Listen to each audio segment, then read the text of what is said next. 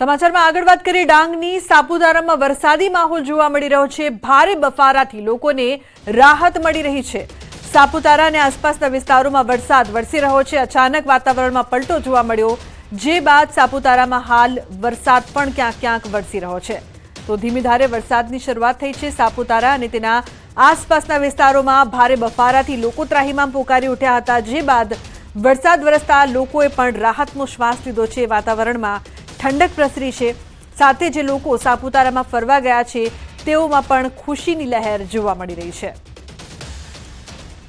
તો ભારે બફારાથી લોકોને રાહત મળી છે। ડાંગના સાપુતારામાં હાલ વરસાદી માહોલ જોવા મળી રહ્યો છે। અચાનક વાતાવરણમાં પલટો આવ્યો, ભારે ગરમી અને ભારે બફારાથી લોકો ત્રાહિમામ પોકારી ઉઠ્યા હતા, ત્યારે સાપુતારા અને તેના આસપાસના વિસ્તારોમાં પણ ધીમી ધારે વરસાદની શરૂઆત થઈ છે, જેથી લોકોએ રાહતનો શ્વાસ લીધો અને ગરમીમાં પણ ઘટાડો થયો છે।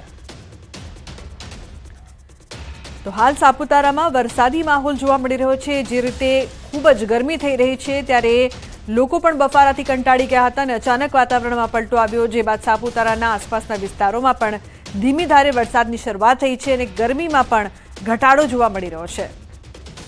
ઉલ્લેખનીય છે કે હાલ સાપુતારા અને તેની આસપાસના જે વિસ્તારો છે, નાના નાના ગામડાઓ છે, ત્યાં પણ અચાનક વાતાવરણ પલટી ગયું છે અને ધીમી ધારે વરસાદની શરૂઆત થઈ છે। ભારે ગરમીથી લોકો ત્રાહિમામ પોકારી ઉઠ્યા હતા। ફોન લાઈન પર સંવાદદાતા નિશાંત જોડાયા છે વધુ માહિતી આપવા માટે। નિશાંત, જે પ્રકારથી અચાનક ગરમીથી રાહત અને વરસાદ પણ વરસી રહ્યો છે ડાંગ વિસ્તારમાં, શું અપડેટ્સ? જે ચોક્કસથી જણાવી દઉં કે ડાંગ જિલ્લાના વાતાવરણમાં અચાનક પલટો જોવા મળ્યો છે। સાપુતારા સહિત આસપાસના વિસ્તારમાં જે વરસાદ શરૂ થયો છે। ડાંગ જિલ્લામાં ભારે ગરમી બાદ જે વરસાદ શરૂ થયો છે, કાળઝાળ ગરમી વચ્ચે વરસાદ શરૂ થતા જે લોકોને આંશિક રાહત મળી છે, ત્યારે ભર ઉનાળે ચોમાસા જેવું વાતાવરણ જોવા મળી રહ્યું છે। જી બિલકુલ નિશાંત, જે પ્રકારથી લોકો, જે પ્રવાસીઓ હોય છે તે પણ ખાસ ગરમીમાં હવા ખાવાના સ્થળે જતા હોય છે, ત્યારે અચાનક વાતાવરણમાં પલટો જોવા મળી રહ્યો છે, પ્રવાસીઓમાં કેવો ઉત્સાહ? અચાનક જે વાતાવરણમાં પલટો આવ્યો છે, જેને લઈને જે કાળઝાળ ગરમી વચ્ચે પ્રવાસીઓને જે ઠંડકનો રાહત મળ્યો છે, જ્યારે પ્રવાસીઓમાં પણ એક અનેરી ખુશી જોવા મળી રહી છે, કારણ કે આટલી ગરમીમાં ખાસ કરીને સાપુતારા છે, સાપુતારા ખાતે લોકો હવા ખાવા માટે આવતા હોય છે અને ખાસ કરીને આવા ભર ઉનાળે વરસાદની શરૂઆત થતી હોય છે, જેને લઈને જે પ્રવાસીઓ આવતા હોય છે, પ્રવાસીઓમાં પણ એક અનેરો આનંદ છે અને ખુશીનો માહોલ છે પ્રવાસીઓમાં। જી બિલકુલ નિશાંત, આભાર સમગ્ર માહિતી બદલ। તો સાપુતારા અને આસપાસના વિસ્તારોમાં વરસાદ।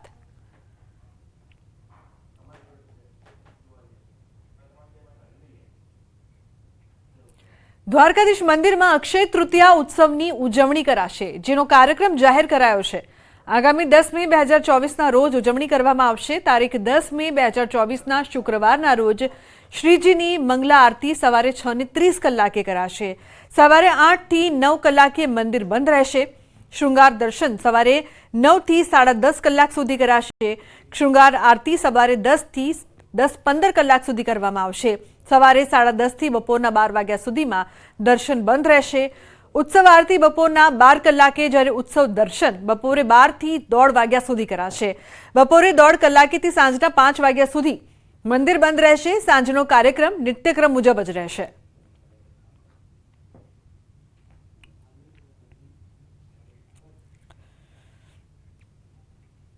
તો યાત્રાધામ અંબાજીમાં શક્તિ સેવા કેન્દ્ર અંબાજીના સંચાલકે નિઃશુલ્ક સર્વરોગ નિદાન કેમ્પનું આયોજન કર્યું છે, જેને ગૃહરાજ્યમંત્રી હર્ષ સંઘવી અને વિધાનસભા અધ્યક્ષ શંકર ચૌધરીએ દીપ પ્રાગટ્ય કરીને ખુલ્લો મૂક્યો હતો। દર્દીઓને ઘરે બેઠા જ નિઃશુલ્ક નિદાન અને દવાઓ મળી રહે તે માટે અલાયદું હરતું ફરતું દવાખાનું, એમ્બ્યુલન્સ વાનનું પણ લોકાર્પણ કર્યું હતું। આદિવાસી વિસ્તારોમાં વિભિન્ન રોગથી પીડાતા દર્દીઓ આર્થિક રીતે સક્ષમ ન હોવાને કારણે ભારે મુશ્કેલીઓનો સામનો કરે છે, ત્યારે યાત્રાધામ અંબાજીમાં અમદાવાદની કર્ણાવતી અને રાજસ્થાન હોસ્પિટલના નિષ્ણાંત તબીબોએ સેવા કેમ્પમાં સેવા આપી, જેથી જરૂરિયાતમંદ દર્દીઓને નિઃશુલ્ક સારવાર મળી શકે। Cardiologist, general physician, orthopaedic, ENT સહિતના અનેક રોગોના નિષ્ણાત તબીબોએ દર્દીઓની વિનામૂલ્યે સારવાર કરી। એટલું જ નહીં, અમદાવાદની HOF ફાર્માસ્યુટિકલ કંપનીએ તમામ દર્દીઓને નિઃશુલ્ક દવાઓ પણ આપી હતી।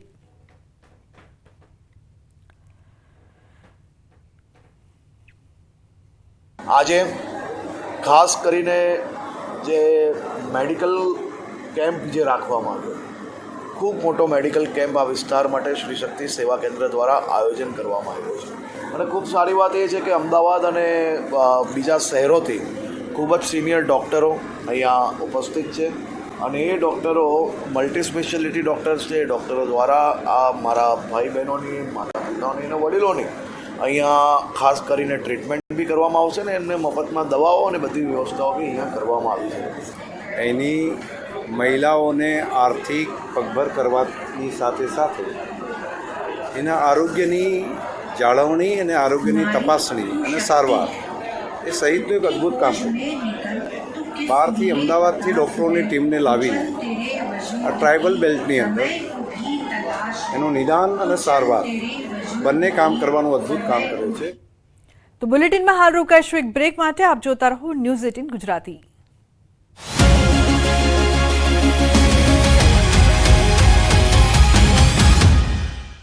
जॉब के लिए ખેડા લોકસભાના ભાજપના ઉમેદવાર અને કેન્દ્રીય મંત્રી દેવુસિંહ ચૌહાણે પણ મતાધિકારનો ઉપયોગ કર્યો. પરિવાર સાથે મ્યુનિસિપાલિટી શાળા નંબર 1 ખાતે નડિયાદમાં મતદાન કર્યું હતું. બનાસકાંઠા લોકસભાના ભાજપના ઉમેદવાર રેખાબેન ચૌધરીએ મતદાન કર્યું. મતદાન કરવા જતા પહેલા પાલનપુરના કંથેરિયા હનુમાન મંદિરે રેખાબેન ચૌધરીએ દર્શન કર્યા હતા.